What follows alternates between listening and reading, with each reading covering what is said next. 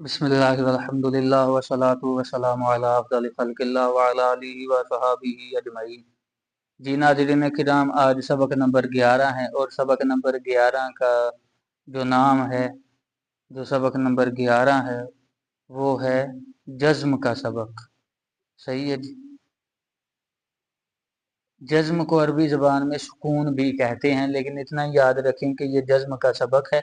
जज़्म हम पहले जहाँ तक अगर आपको याद हो तो हम 2 मरतबा प्रॉपर इसके बारे में पढ़ चुके हैं। एक तो वो था कि जब अलिफ के ऊपर ज़बर ज़ेर पे जज़्म आ जाए तब बताया गया था कि जज़्म जो है किसे कहते हैं। फिर हरूफ मद्दा के सबक में आया था कि दाल जैसी अलामत को जज़्म कहते हैं। अब यहाँ पे भी है कि दाल जैसी अलामत यानी कि छोटी दाल को जज़्म कहेंगे। जिस हर्फ पर जज़्म आ जाएगी उसे साकिन कहेंगे। जैसा कि आज मिसालें साथ साथ देखते जाएंगे कि हमज़ा ता ज़बर अत, हमज़ा ता ज़ेर इत, बल्कि यहाँ पे इस सारे सबक में देखें पहला हरफ जो है हमज़ा। अब ये भी आपको पता होना चाहिए कि मैं अलिफ को हमज़ा क्यों कह रहा हूँ, क्योंकि हम पीछे सबक पढ़ चुके हैं अलिफ के ऊपर ज़बर ज़ेर पेश या फिर जज़्म आ जाए तो अलिफ को हमज़ा पढ़ेंगे। तो यहाँ हमज़ा के बाद हर दूसरा हरफ वो साकिन है, यानी कि हमज़ा के बाद हर दूसरे हरफ पर जज़्म है। आगे देखें, हमज़ा साकिन को हमेशा झटका दे के पढ़ेंगे। ये इधर देखें, इसकी मिसाल है आह इह उह।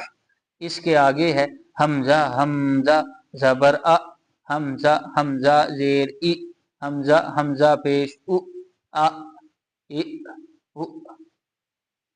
पहला जो हमजा मुतहर्रिक है जो कि अलिफ है और कायदे की वजह से हम इसको हमजा पढ़ेंगे, वो मुतहर्रिक हमजा है और आगे जो है वो हमजा साकिन है। सही है जी। तो हमजा साकिन को हम झटका दे के पढ़ेंगे, ना लंबा करेंगे आ ई उ, ना इसको बगैर झटका के पढ़ेंगे आ ई उ, बल्कि झटका दे के पढ़ेंगे हमजा हमजा ज़बर अ, हमजा हमजा ज़ेर इ, हमजा हमजा पेश उ, आ इ उ। सही है जी।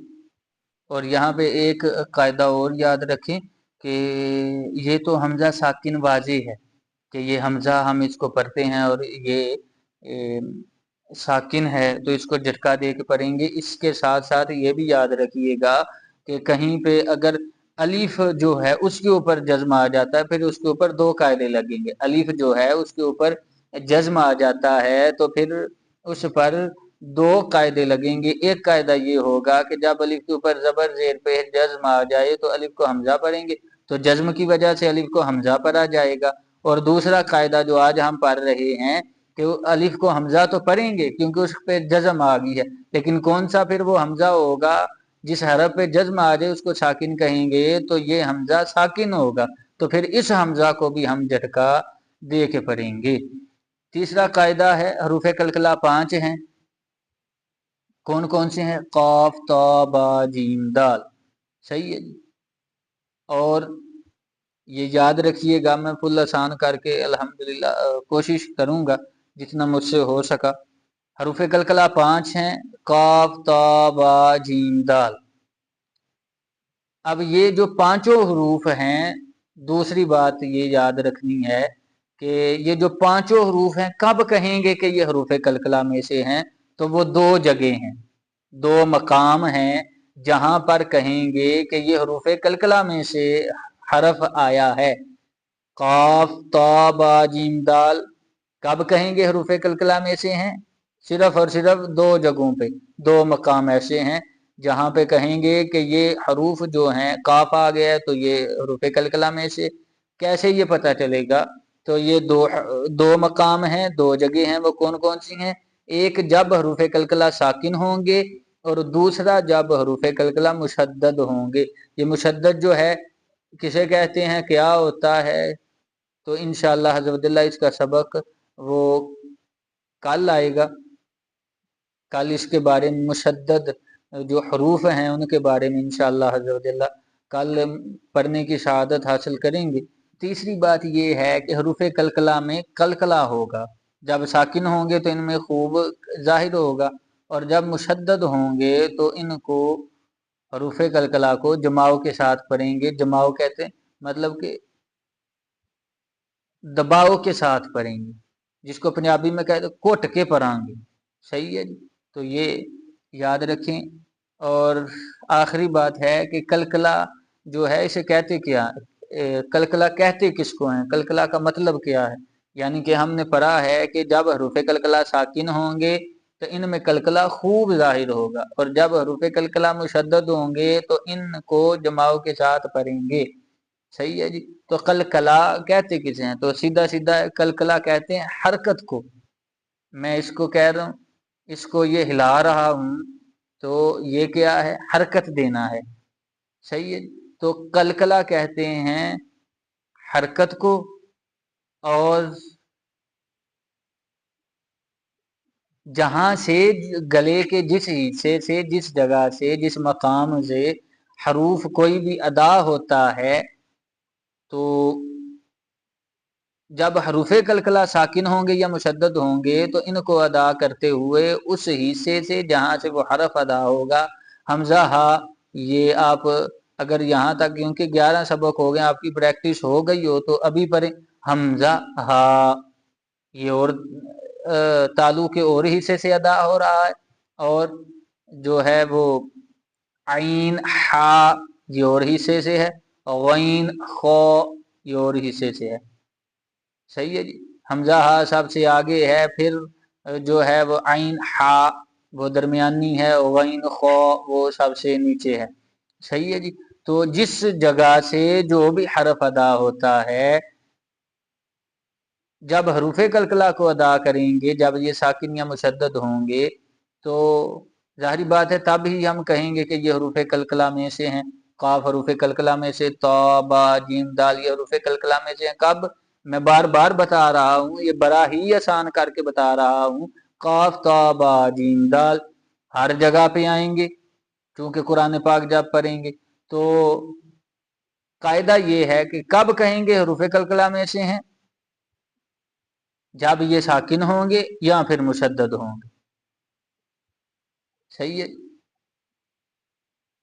और आखिरी बात है जो कि कलकला का मतलब माना हरकत है, और जिस जगह से कोई भी हरफ अदा होता है, गले के जिस मकाम से अदा होता है, तो उस जगह को मखरिज कहते हैं।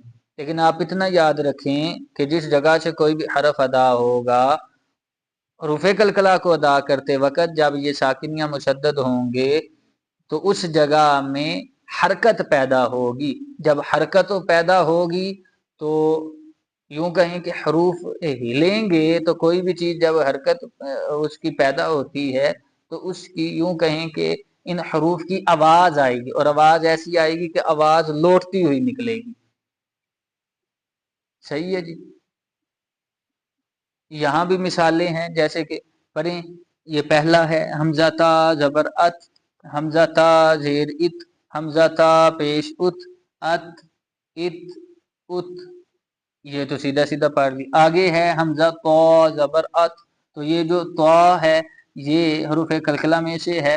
क्यों हरूफ कलकला में से, इसको क्यों कहेंगे, क्योंकि एक तो ये तो है, काफ तो बा जीम दाल ये 5 हरूफ उनमें से है तो इसलिए हम, और ऊपर से है ये साकिन। सही है जी, साकिन है तो ये हरूफ कलकला में से माना जाएगा। तो फिर हम इसको, जब हरूफ कलकला साकिन हो तो इनमें कलकला खूब जाहिर होगा, तो फिर हम हरूफ कलकला को खूब जाहिर करके पढ़ेंगे, वाज़े करके पढ़ेंगे। जब इनको अदा करेंगे तो आवाज अच्छी तरह पता, अगला बंदा जो सुन रहा है कि इसने हरूफ कलकला में से कोई हरफ अदा किया। हमजा तो जबर अत, हमजा तो जेर इत, हमजा तो पेश उत, अत इत उत। आगे देखें, हमजा कौफ जबर अक, हमजा कौफ जेर इक, हमजा कौफ पेश उक, अक इक उक।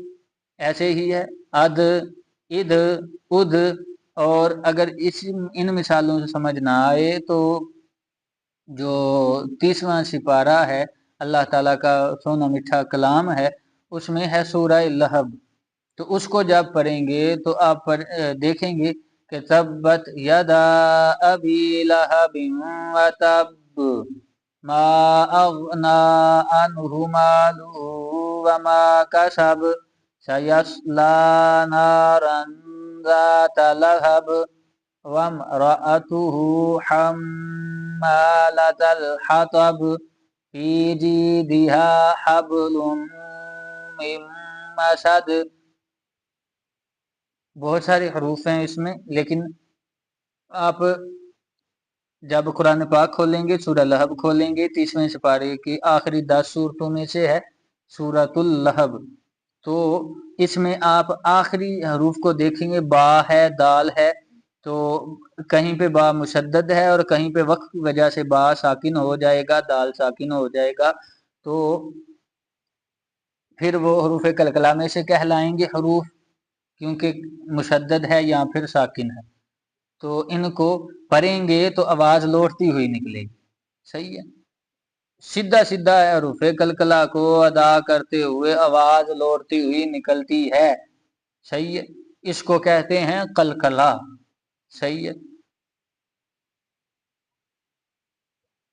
اور آخری بات ہے، کچھ بچے ہوتے ہیں یا کچھ جو ہے احباب ہوتے ہیں، ان سے یہ حروف جو ہیں ادا نہیں ہوتے، بڑی مشکل ہوتی ہے، لیکن پریکٹس کریں گے تو انشاءاللہ عز و جل ادا ہو جائیں گے۔ کلاس کا دورانیہ کوشش کی جاتی ہے لمبا نہ ہو، لیکن اسباق ایسے ہوتے ہیں کہ وہ کلاس کا دورانیہ جو ہے وہ بڑی ہی کوشش کے باوجود جو ہے وہ طول پکڑ جاتا ہے۔ آخری بات ہے، یہ دیکھیں، اور یہ بھی بڑا ضروری ہے کیونکہ تجربے سے یہ وہ الحمدللہ جو ہے یہ مجھے پتہ چلا ہے، اور یہ تجربہ ہے کہ یہ حروف جو ہیں اس سبق میں احباب کے لیے بڑا ہی ان الفاظ کے لیے، ان حروف کے لیے کو ادا کرنے کے لیے بڑی مشکل پیش آتی ہے۔ تو دیکھیں کون سے حروف ہیں، حمزہ عین زبر آ، حمزہ عین زیر اع، حمزہ عین پیش او۔ اب جو جس کی پریکٹس ہے، جو صحیح پڑھنے والا ہے وہ تو صحیح پڑھ لے گا، آ اع او۔ جو شروعات والے ہیں جن کے لیے مشکل ہے وہ کیسے پڑھیں گے، پہلے ہے آ، پھر عین ہے، عین کی آواز ا، ای ا، او ا، آ ا، ای ا، او ا، آ ا، ا ای ا، ای ا، او ا، او ا، ای ا، او آ ای او۔ پہلے آ آواز نکالیں گے پھر پہلے ای آواز نکالیں گے پھر پہلے او آواز نکالیں گے پھر تو یہ پریکٹس کریں گے، پہلے ہوگا پھر وہ مقام آئے گا کہ آپ سیدھا سیدھا پڑھ لیں گے اللہ تعالیٰ اپنے محبوب کے وسیلے سے رحم و کرم، فضل و کرم، اپنی رحمتوں کا نزول فرمائے، آمین بجاہ طہ و یاسین صلی اللہ علیہ وآلہ وصحبہ وسلم۔